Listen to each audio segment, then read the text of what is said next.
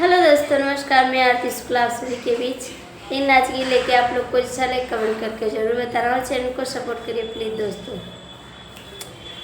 डोल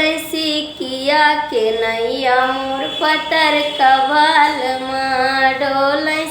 किया के नैया मोर पतर कवाल माँ, मोर पतर कवाल माँ, मोर पतर कवाल माँ, डोल किया कि नैया मोर पतर कवाल माँ। जब मैया अइली पहिली बियरा, जब मैया अइली पहिली बियरा, हमके गोदिया खेलावे मोर पतर कवाल माँ, हमके गोदिया खेलावे मोर पतर कवाल माँ, मोर पतर कवाल माँ, मोर पतर कवाल माँ, डोल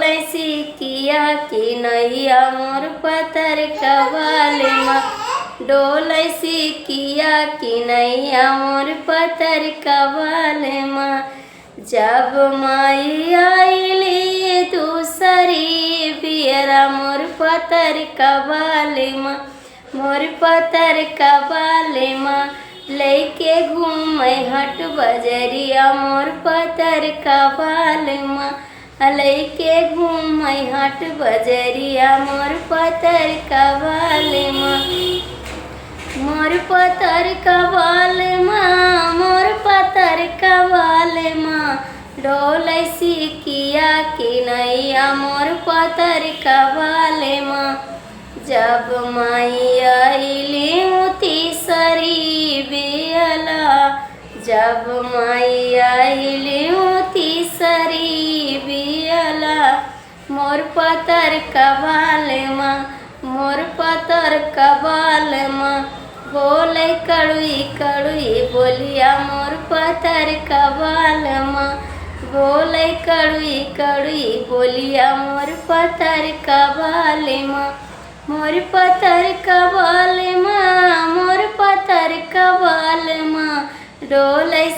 किया कि नैया मोर पतर कवाल माँ।